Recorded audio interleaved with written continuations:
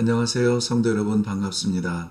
오늘 153 성경 읽기 제25일째 되는 날이고요. 오늘은 신명기 8장에서 12장까지 읽게 됩니다. 먼저 신명기 8장에서 건진 보물을 같이 나누도록 합니다.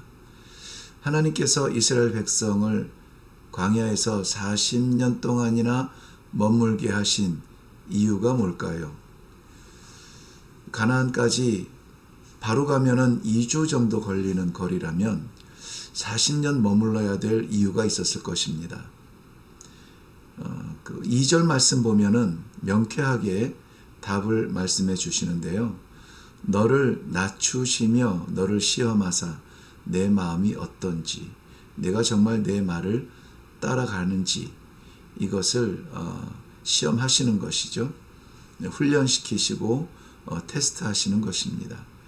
가장 중요한 단어는 너를 낮추시며 라는 말이죠. 겸손하게 낮추어서 하나님 아니면은 먹을 수 없고 갈 수 없는, 그리고 살 수 없는 존재임을 깨닫게 하시는 훈련의 현장 광야 40년이었습니다. 그 광야의 삶에서 생존할 수 있는 방법은 무엇일까요?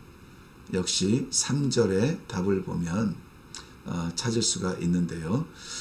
예수님께서도 40일 금식하신 후에 사단의 유혹에서 이 말씀을 인용하셔서 이기셨습니다.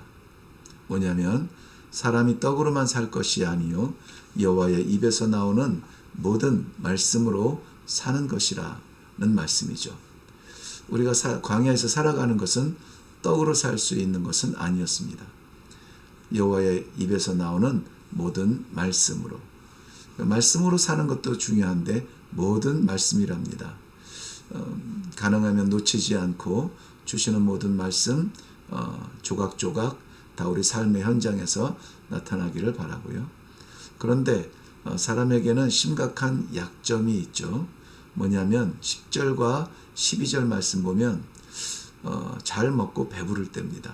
없어서 궁핍할 때는 하나님의 말씀을 사모하는데 먹고 배부르면 나타나는 두 가지 반응이 있다고 합니다. 하나는 17절 말씀에 내 능력과 내 손의 힘으로 내가 이 재물을 얻었다. 또 다른 반응은 18절 말씀에 내 하나님 여호와를 기억하라. 그가 내게 능력을 주셨습니다. 어떤 게 우리의 반응이어야 할까요? 어려울 때도 하나님을 찾지만 배부를 때도 하나님을 잊지 말아야 되겠습니다. 신명기 제9장입니다. 9장은 시작부터 은혜가 됩니다.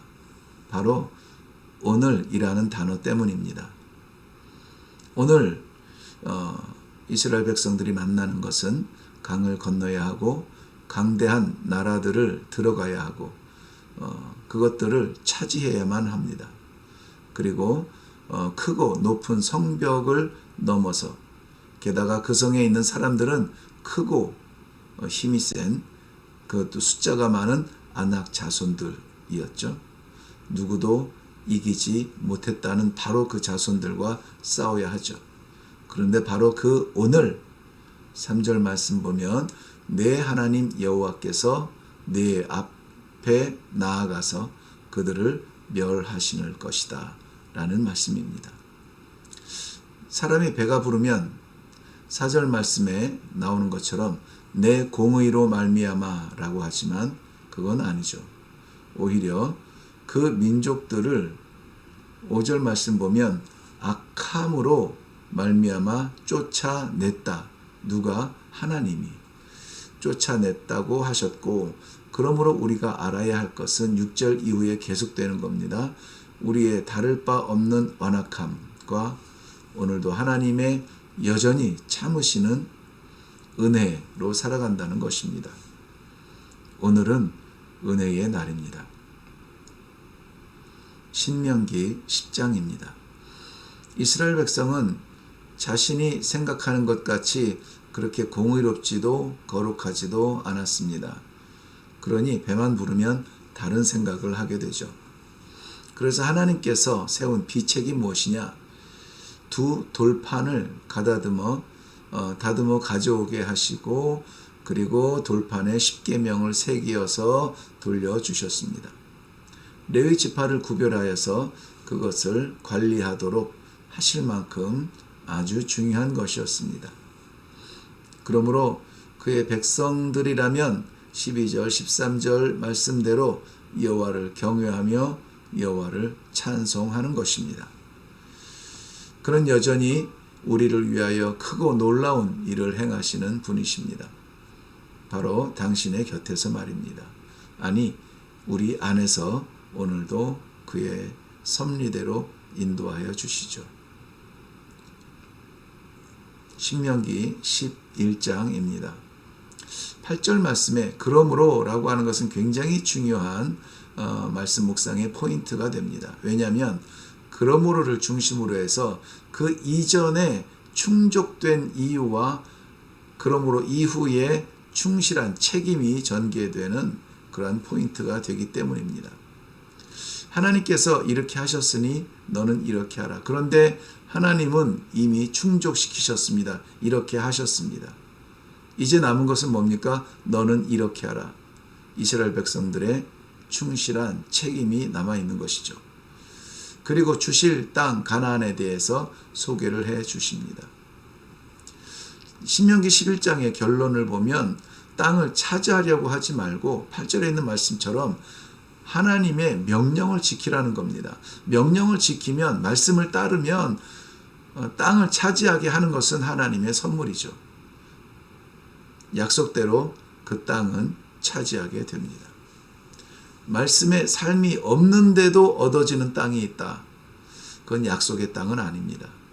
오히려 약속의 땅을 바라보며 살아가야 될 성도들에게 위기가 될 수가 있습니다. 땅이 아니라 말씀을 따라가세요. 그러면 땅은 자동으로 주어지는 겁니다. 지금 그 땅을 밟고 살아가고 계시나요? 신명기 12장입니다. 이스라엘 백성이 약속의 땅에서 누릴 축복의 조건들을 나열하고 있습니다. 규례와 법도들이죠. 그러나 그 모든 조건들의 중심에는 여호와께서 자기 이름을 두시려고 택한 곳, 이 말씀만, 이 문장만 5절, 11절, 14절, 18절, 21절 이 정도 반복하고 있으면 이것은 그 삶의 중심이어야 한다는 강조점입니다. 8절에 기록된 대로 자기 소견대로 하지 말고 명령대로 순종하라는 것이죠. 자세히 보면, 드리는 것으로 보면 하나님의 백성들이 드리는 다양한 것보다 우상에게 드리려고 준비한 것들이 훨씬 더 비교도 안 될 만큼 다양하게 우상 앞에 드립니다.